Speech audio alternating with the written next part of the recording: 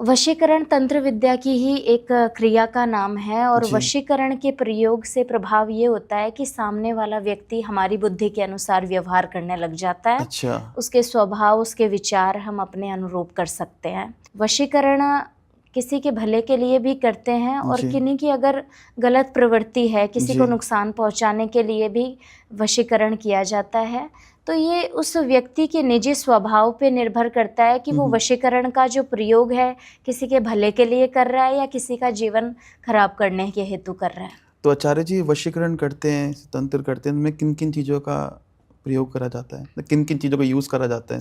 तंत्र विद्या या कोई भी क्रियाएं जिनका हम प्रयोग करते हैं तो एक माध्यम होता है। जी। मंत्रों से हम वो विद्या करते हैं। अग्नि तत्व की आहुति लगाने से शब्दों में चेतना आती है, शब्दों में जागृति आती है। तो कोई भी क्रिया करने से पहले उससे संबंधित शाबर शास्त्र का एक मंत्र हम चेतन कर लेते हैं, जागृत कर लेते हैं। अच्छा। जैसे कि आपने देखा होगा अगर आपके घर में भी यज्ञ या हवन हो रहा हाँ है जी, हाँ जी। तो जो ब्राह्मण होता है जी। जब तक मंत्र बोलेगा वो अग्नि तत्व को शांत नहीं होने देगा। हाँ जी, हाँ इसके जी। पीछे का कारण यही है कि अग्नि तत्व में चेतना होती है, वो शब्दों में भी ऊर्जा ला देता है। जी, जी। तो जब वो घर में यज्ञ होता है जिसमें अग्नि तत्व की आहुति लगी है तो उस मंत्रों के प्रभाव से घर में सुख शांति का माहौल बनता है, रोग दूर होता है, घर में उन्नति के मार्ग खुलते हैं, धन के मार्ग खुलते हैं। तो इसी तरीके से अगर हमें तंत्र विद्या भी करनी है तो उसके मंत्र को जब हम अग्नि तत्व की आहुति लगाकर चेतन कर लेते हैं जी। और वो व्यक्ति उस व्यक्ति पे वो एनर्जी सेंड करते हैं जी। तो उसके विचारों पे इफेक्ट पड़ते हैं, इफेक्ट पड़ता है। उसके थॉट बदल जाते हैं उस कंट्रोल कर मंत्र सकते से। हैं। हाँ, उस मंत्र के अनुरूप उसके विचार बदल जाएंगे,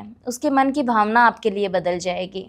अगर वो आपसे प्रेम नहीं कर रहा है तो जी। उसके मन में आपके लिए आकर्षण का भाव आने लग जाएगा, प्रेम का भाव आने लग जाएगा। जी। और ये इतना सूक्ष्म होता है कि उसको ये पता भी नहीं चलता है कि ये उसके साथ क्यों हो रहा है। तो वशीकरण में और किन चीज़ों का यूज़ होता है? जैसे कि हमने कई सारी चीज़ देखी है, कहते हैं ना बाल या कपड़े। वशीकरण 9 प्रकार के होते हैं 9 प्रकार। और अलग अलग विद्याओं में अलग अलग वस्तु का प्रयोग होता है।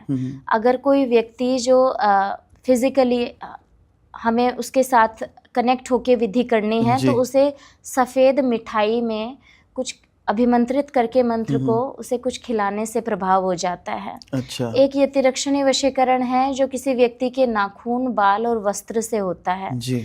और इंद्रजाल का जो वशीकरण होता है जी। वो मंत्र से होता है। उसमें मंत्र उस से। व्यक्ति के स्वरूप का ध्यान करके मीलों दूर बैठ के भी मीलों हम दूर। उसके ऊपर वशीकरण का प्रभाव कर सकते हैं। इंद्रजाल का वशीकरण सबसे ज़्यादा कठिन होता है और कोई तंत्र विधि का सच्चा जानकार या साधक ही ये कार्य कर सकता है।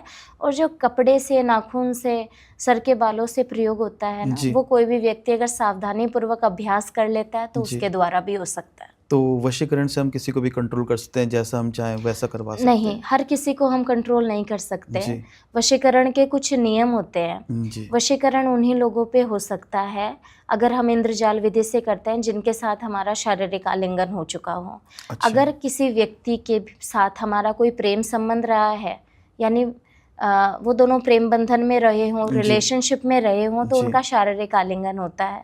उस समय क्या होता है कि एक दूसरे के शरीर का अंश उनके शरीर में प्रवेश कर जाता है। जी। तो हम वशीकरण विद्या के द्वारा उस अंश को जागृत करते हैं और जिस व्यक्ति पे हम वशीकरण करते हैं उस अंश की जागृति से उसे बहुत अधिक आपकी कमी महसूस होने लगती है।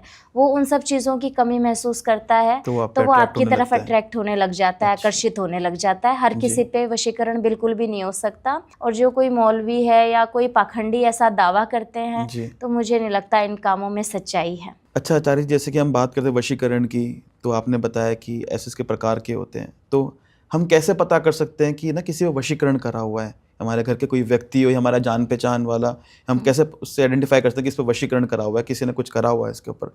तो उसके कोई सिम्टम्स? सात्विक मार्ग से किया गया वशीकरण का पता लगाना बहुत मुश्किल होता है। वो कोई जो तंत्र विधि का जानकार या कोई साधक है वही अपने दिव्य ज्योत में देखकर आपको बता पाएगा। और प्रेत आत्माओं के द्वारा जो वशीकरण होते हैं उनके प्रभाव से उस व्यक्ति के भीतर मानसिक और बौद्धिक स्तर उसका कम हो जाएगा। मानसिक और भौतिक स्तर? हाँ, उसके सोचने की क्षमता और उसका मन अस्थिर होगा, वो किसी एक चीज़ पर टिका नहीं रहेगा। वो बार बार अपने आप को अलग अलग स्थिति में पाएगा, उसकी भावना बहुत जल्दी उलटफेर अलग अलग करेगी। स्थिति मतलब जैसे अलग अलग स्थिति में मतलब कि वो मानसिक रूप से अपने आप को, अनस्टेबल होने लगेगा। हाँ, वो अस्थिर रहेगा अपने मन में। दूसरी चीज़ कि शरीर बीमार रहेगा। जो भी वशीकरण का दुष्प्रभाव होता है, जो प्रेत आत्माओं की ऊर्जाओं का प्रयोग करके होता है ना, वो उसके मन पे असर डालेगा, ठीक है। और जब मन बीमार होता है ना, तो धीरे धीरे वो स्थिति उसके तन पे भी दिखाई देगी, क्योंकि हमारे मन की स्थिति हमारे तन पे दिखाई देती है। तो व्यक्ति अनावश्यक बीमार रहने लग जाएगा और मेंटली वो परेशान रहेगा। मेंटली वो किसी चीज़ में अपना ध्यान केंद्रित नहीं कर पाएगा, कोई काम अच्छे से नहीं कर पाएगा। वो छोटा सा भी काम वो अपना मन को भटकाने में या इधर उधर की चीज़ों में करके वो बिगाड़ेगा। और जो कुछ ऐसा वशीकरण है जो आकर्षण के लिए किसी ने करवा दिया है, जी। तो इसके प्रभाव से क्या होता है कि 24 घंटे एक पर्टिकुलर व्यक्ति का ध्यान रहेगा उसके भीतर। अच्छा। अनावश्यक उसके भीतर काम की या संभोग की भावनाएं जागृत हो जाती हैं अगर गलत तरीके से वशीकरण हो जाए। तो इन सब चीज़ों से बचने के लिए कुछ उपाय हैं जो ज़रूर मैं बताऊंगी आपको, जी जी। ताकि इन सब तंत्र विद्याओं के, से बचा जा क्योंकि सके। हर किसी की प्रवृत्ति आपका भला करने की हाँ जी, नहीं हाँ है। जी, हाँ जी। कुछ लोग अपनी शक्ति का प्रदर्शन करने के लिए किसी का जीवन खराब भी कर देते हैं। तो ऐसी स्थिति में अपने आप का बचाव या आत्मरक्षा हेतु अगर कुछ कर सकते हैं तो हमें करना चाहिए। तो इनका तो कार्ड भी, जैसे बताया, कार्ड भी होते, बचाव कर सकते हैं। तो आचार्य जी, आपके पास तो कई लोग अपनी प्रॉब्लम लेके आते हैं इन चीज़ के लिए, तो कोई आप कोई ऐसा केस बताएं जिसमें आपको ना सबसे ज़्यादा आपको तकलीफ हुई या सबसे ज़्यादा आपको वक्त लगा हुआ हो कि इतना ज़्यादा उस पर किसी ने वशीकरण करा हुआ था, कोई ऐसा कोई केस बताएं आप।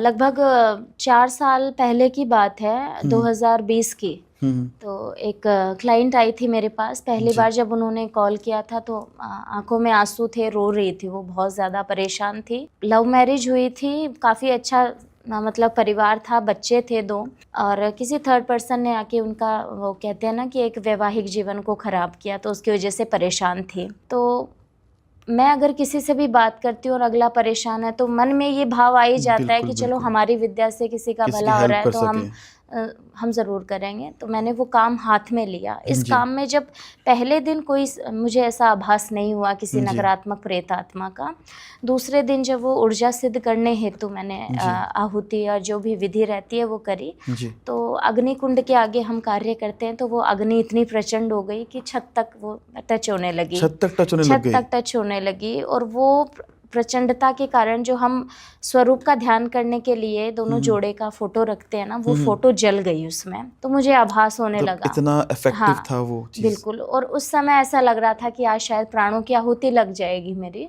क्योंकि वो अग्नि इतनी प्रचंड थी। अगर वो किसी कपड़े पे लग जाते या और किसी चीज़ में, तो क्योंकि मैं रात्रि में कार्य करती हूँ तंत्र विद्या का, तो कई बार क्या होता है कि मैं अपने स्थान पे अकेली भी रहती हूँ, तो माँ वहीं बैठ के माँ अघोरा काली के बीज मंत्र का जाप किया, तो अग्नि तत्व शांत हुआ उस मंत्र से। उसके बाद गुरुजी जो मेरे अघोरी मैंने आपको उल्लेख किया है, गुरुजी हैं मनकानंदन जी, उनसे इस विषय में बातचीत की, तो उन्होंने देखकर ये बताया कि इसके ऊपर पहले से ही कर्ण पिशाच की ऊर्जा का प्रयोग करके वशीकरण सिद्ध हुआ है। कर्ण पिशाच? जी। कर्ण पिशाच एक ऐसी प्रेत आत्मा होती है जो अघोरी तांत्रिकों के द्वारा साधना जिसकी हुई हो, और वो रक्तपान के स्वार्थ के कारण एक बड़े से बड़ा वशीकरण अगर किसी व्यक्ति पे हो जाए, तो वो काट करना दूसरे तांत्रिक को उसका प्राणों की आहुति तक लग जाती है ऐसे कामों में। तो वो काम करने में मुझे बहुत कठिनाई हुई, और वो काम मैं मेरे गुरुजी के सहयोग के द्वारा पूरा तो हुआ,